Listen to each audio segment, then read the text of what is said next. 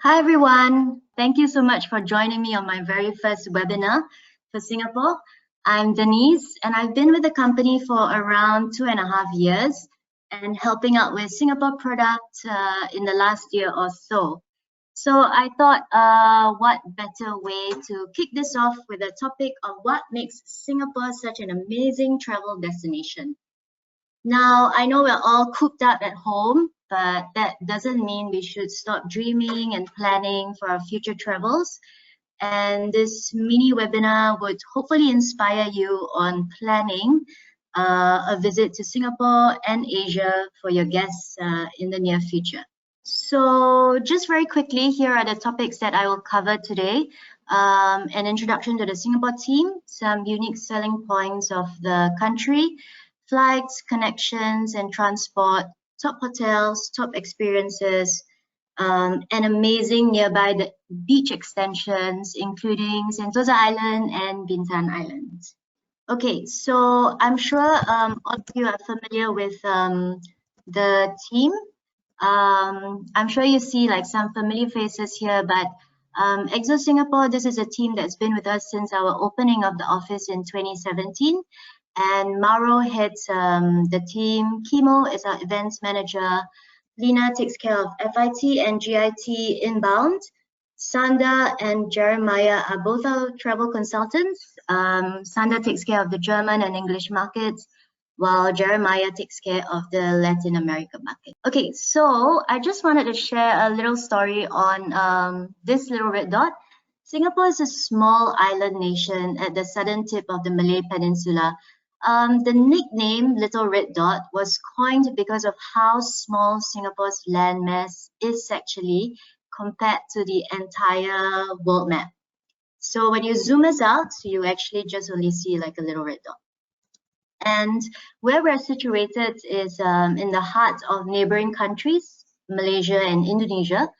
Singapore is a thriving and prosperous city that has come a long way since its short, like 55 years of independence.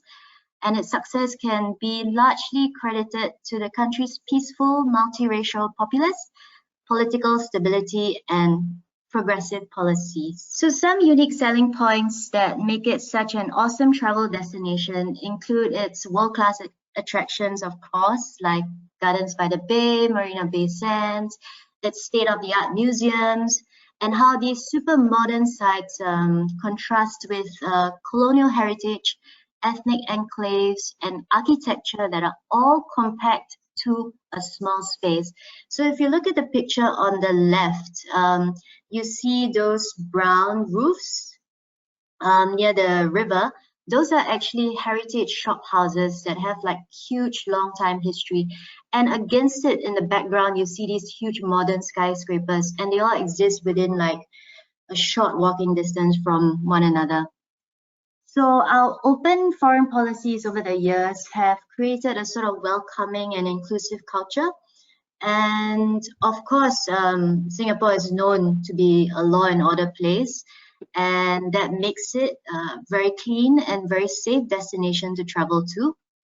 On top of this, the weather here on this island is more or less stable throughout the year, with sort of intermittent rainfall every month, and I would say maybe monsoon season or heavier rainy season comes towards the end of the year.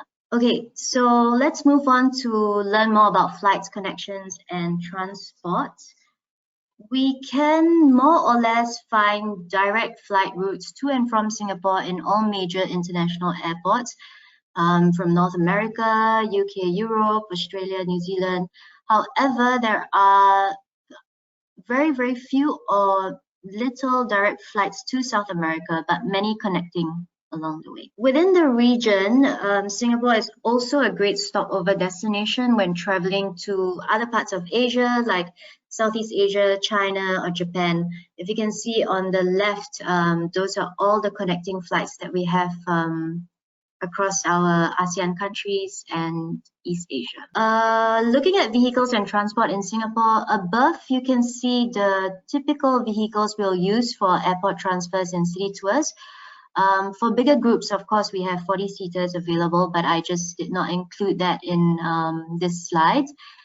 But I do want to highlight public transport in Singapore because it's incredibly convenient and visitors can easily get a Singapore tourist pass for 1 day, 3 days, or 7 days. And it can be used both on buses and trains as many times as they want. And ride-hailing services like Grab is also very easily available. So moving on to some hotels, we work on contract rates with around 60 hotels in Singapore, but I've just put together some of our top picks. I can say that all hotels in Singapore come with typical amenities expected in a city hotel and are mostly recently refurbished, or they are constantly getting refurbished. So, but in the past year or so, we have seen an increase in environmental awareness with some hotels starting to replace plastic water bottles with refillable glass ones, and looking at more ways to reduce waste and use energy in a more efficient manner. So first up, I will go through the hotels 5-star, 4-star, and 3-star. Here is Raffles Hotel, which is a very iconic heritage building, famous for the Singapore Sling and a lot of historical notes from there as well. Raffles Hotel was recently refurbished just last year, and the team has actually kept its original facade, as you can see in one of the room pictures on the top right.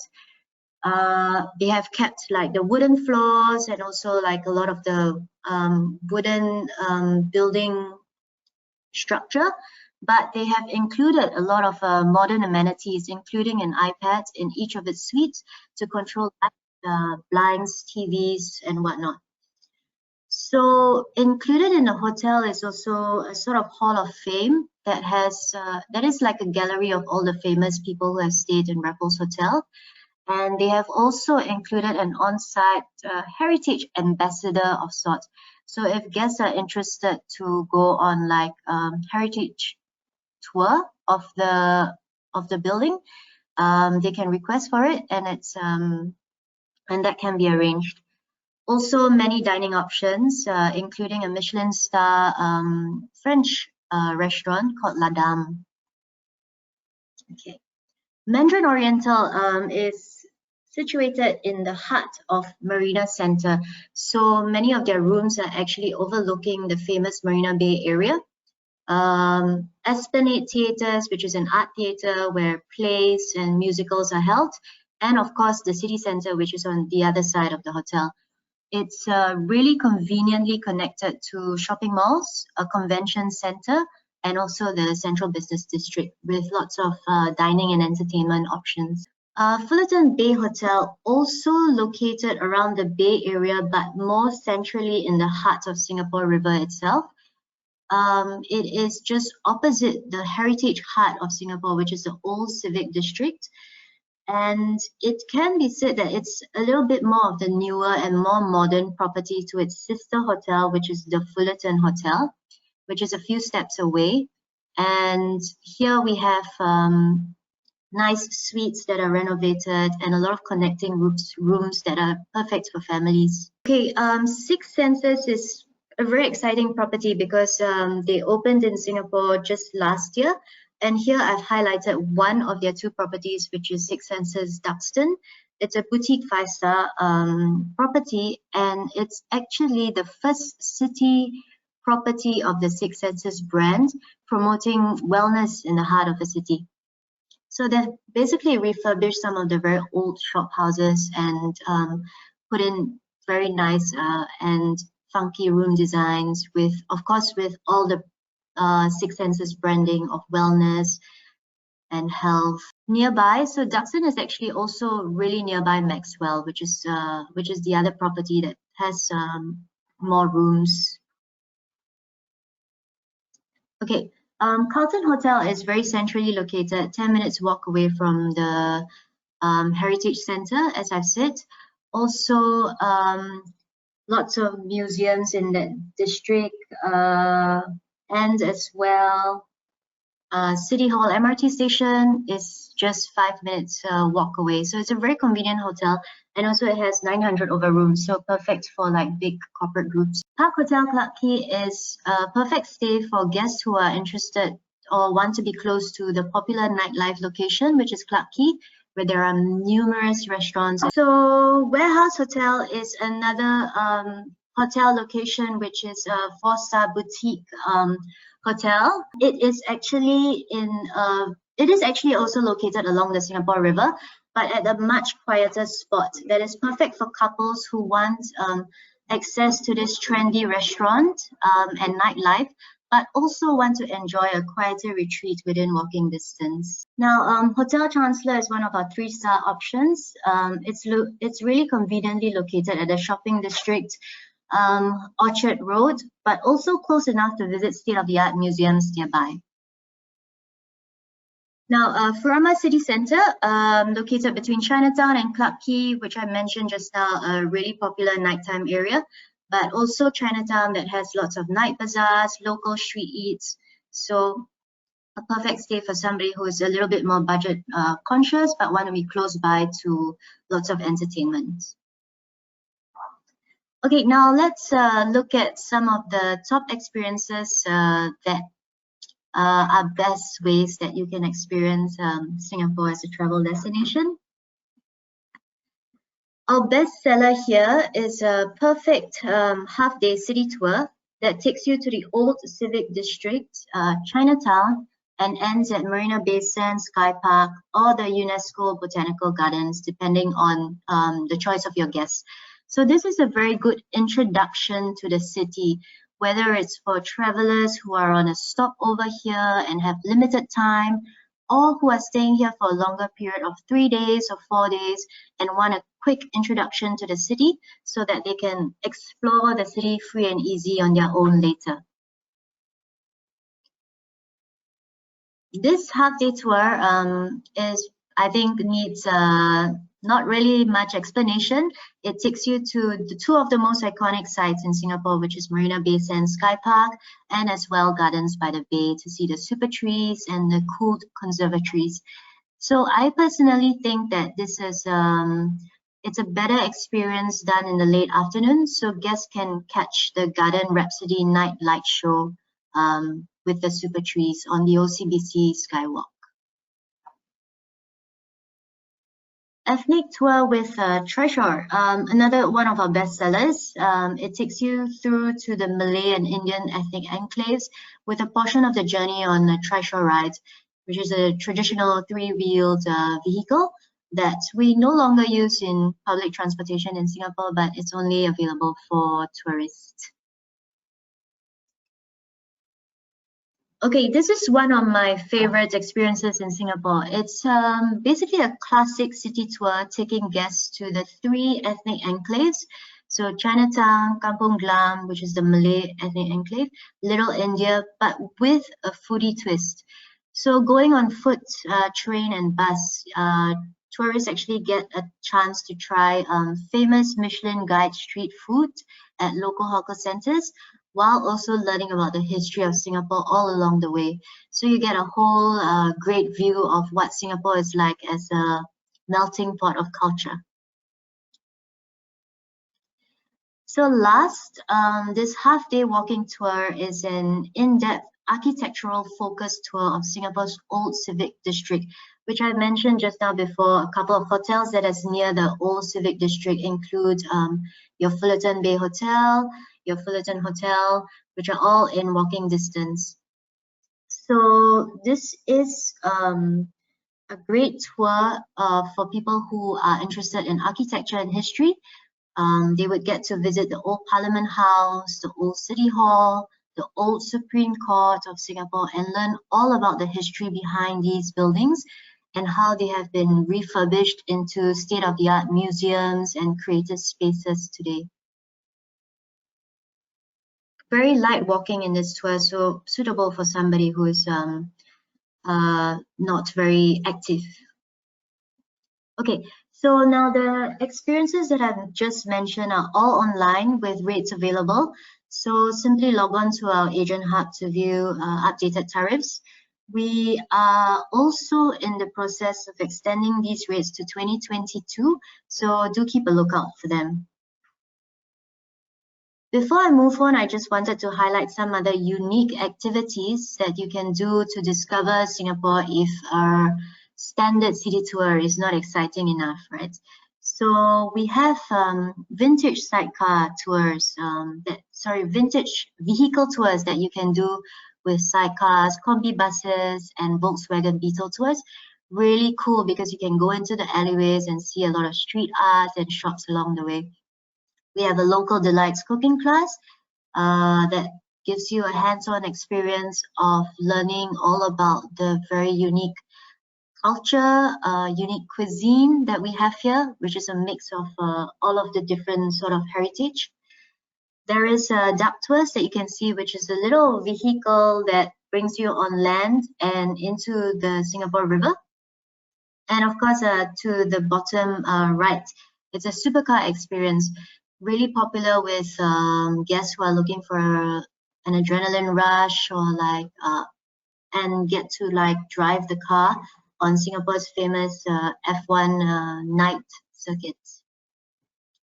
Some other unique activities that we do carry out for you guys is also a private dining experience at a local's home. Cycling, instead of, let's say, taking a public transport or having a vehicle on disposal for somebody who's more active, cycling around the city centre is perfect and very safe as well. Museum visits with expert dozens, and also urban farming in Singapore, which is a very hot topic now, considering like we live in such a dense city landscape. Okay, now for beach extensions, I want to start with Sentosa Island, which is an island resort off Singapore's southern coast. It's connected to the city by road, cable car, train, and pedestrian boardwalk. So it's a perfect place for a day trip or to escape the bustling city of Singapore. Just a little bit on the island orientation. If you can look to the west, you see that's where all the theme parks and most activities are situated.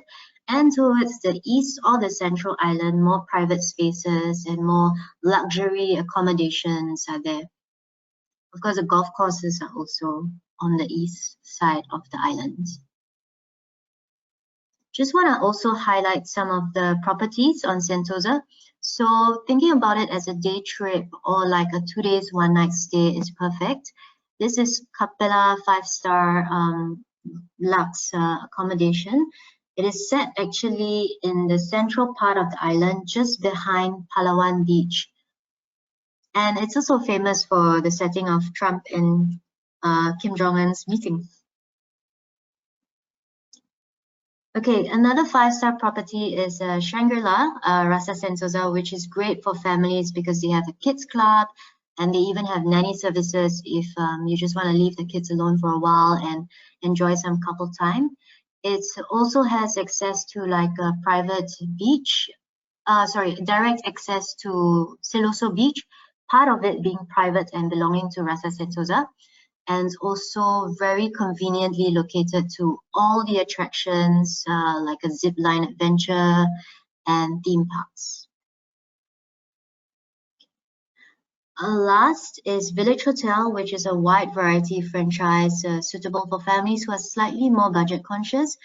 And this hotel is also located very nearby theme parks and attractions.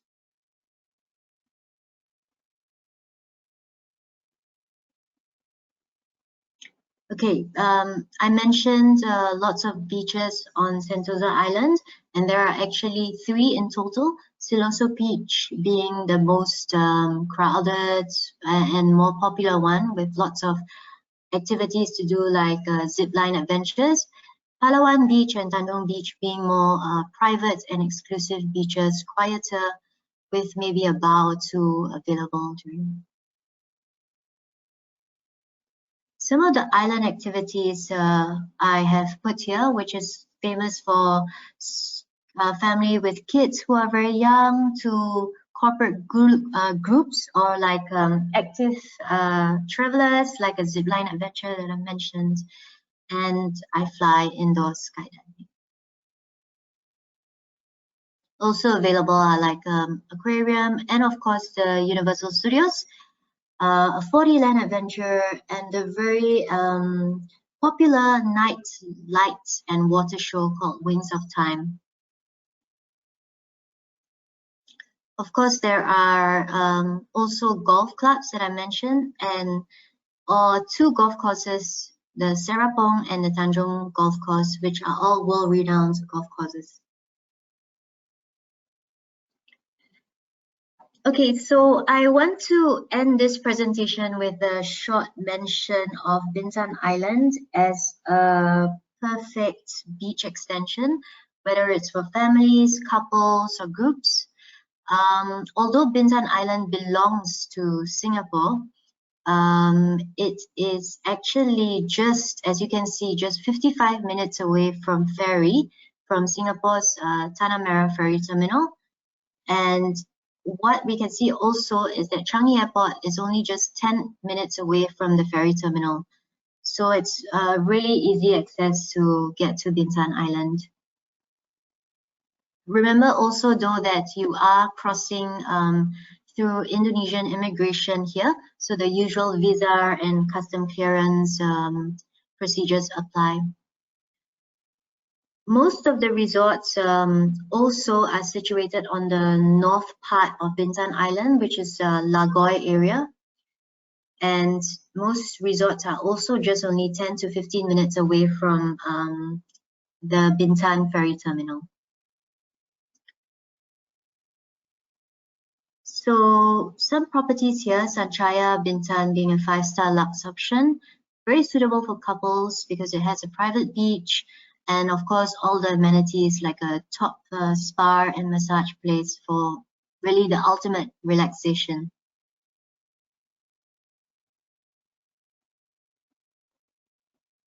Banyan Tree Bintan is also another 5-star villa style resort.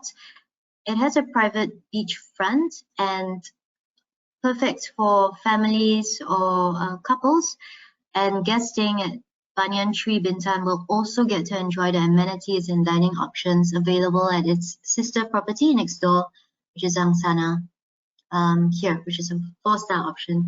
So if you look at the picture on the top right, you see a lot of green foliage at the back.